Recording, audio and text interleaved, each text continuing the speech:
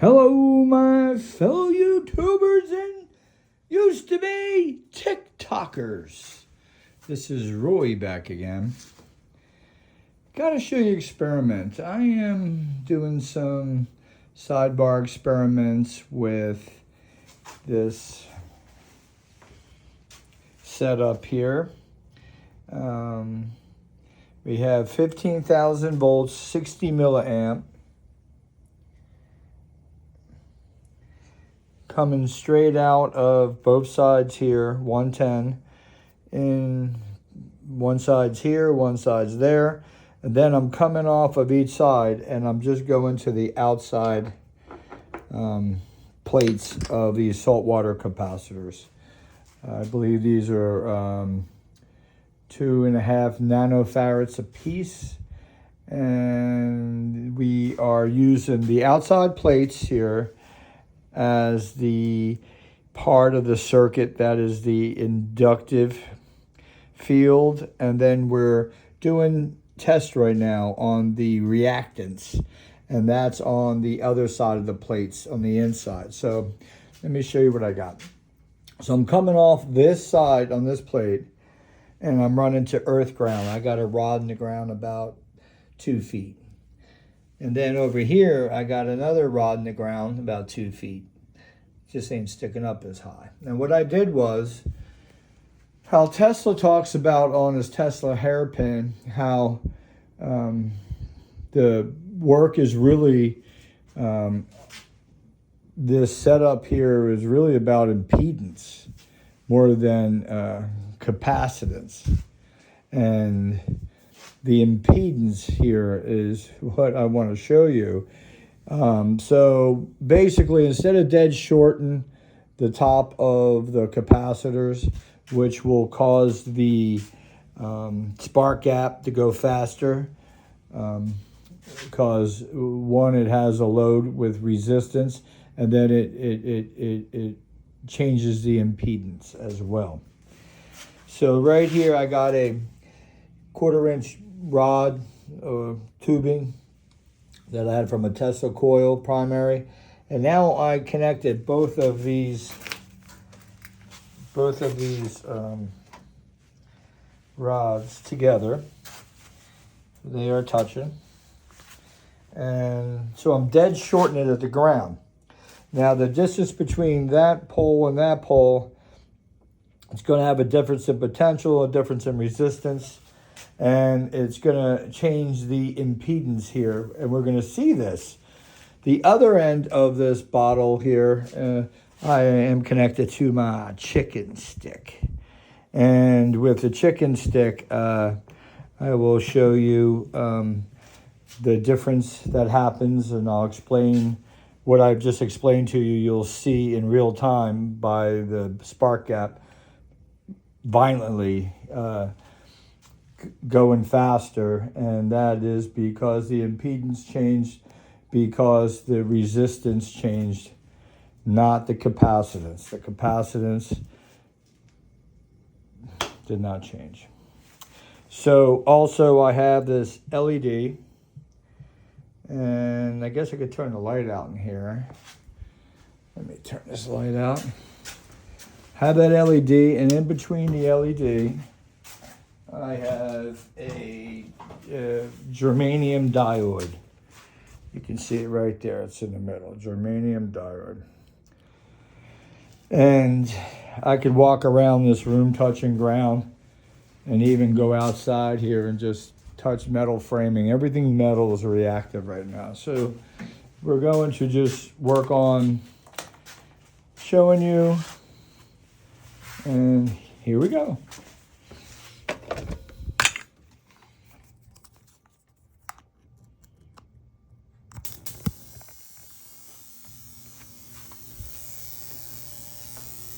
Okay, you can see the spark gaps going. And you can see that nothing else is going on here. I do want to make a note to you guys. When you touch the other end of this, you see it's lit up. I'm pretty far from it, and yeah, buddy,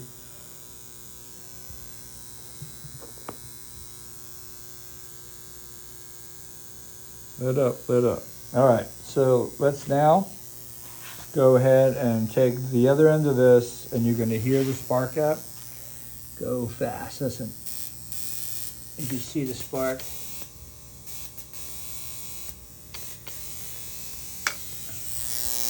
So now it is going much faster, much stronger. What we did was we changed the impedance on the circuit here because we added more resistance using the ground and the space between the ground. And another thing I want to show you is that on this here, look, it's lit up all by itself.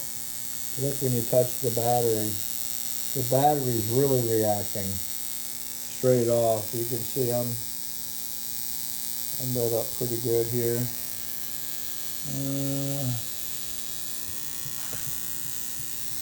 Anyway, I'll stay with this. I don't want to reach over there and grab that other light, but then you come over here and I can touch this metal. Watch the LED. LED's lit up. Alright, lit up. Just touching the metal frame. And then I can even go outside and touch the top there. And you will see.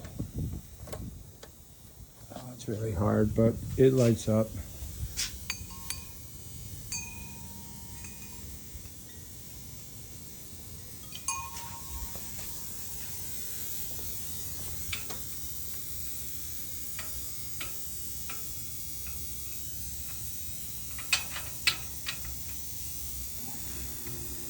You can hear that thing.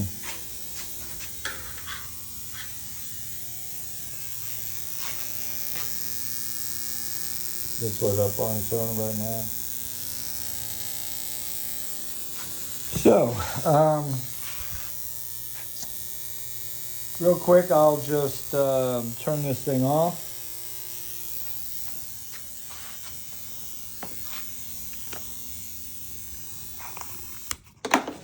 And something I want to talk to you real quick. So the experiment shows me a couple things that I'm going to write down in my notebook and gives me some other ideas, because I'm not even using a single line transmission. I'm oscillating the ground. The resistance in the ground is causing a difference in the impedance based on the resistance. I definitely want to look into why these batteries are lighting a light bulb off of one pole. If these are good potentials to be charging off of the ground, things I got to look into there. So the goal was to take one side of that plate and put it as a variable. Basically, that would go to a resistor, and then the resistor would cause a speed and a variation in frequency. And there also is a rate of change that is happening because of that frequency change. So we're able to penetrate through a lot of things here, like the garage and stuff, the wood, and light up a light bulb out there. I didn't even touch ground with that. So that'd be my next thing I do, but hopefully I didn't waste your time for 9 minutes and 38 seconds. You guys have a good day. And just remember, you can't know if you don't know. So if you're interested, get in it. Get busy. This is beautiful, cool stuff. I'm no longer going to reference the Tesla hairpin as cold electricity. I'm no longer going to reference it as longitudinal waves. I am no longer going to reference it as scalar waves. That's just all stuff that was made up from the public and Tesla and the World's Fair introducing his AC electric. He had brought this unit out and he displayed a difference in impedance through resistance, and he only is using one side of the plates. He is using 6 capacitors on each side, so we will continue to build more capacitors to try to size up the 6 capacitors on each end. Obviously, if it's common sense stuff, to me would be just to increase the capacitance in order to increase the inductance, and therefore greater reactance. And that's all I got to say. Leave your comments.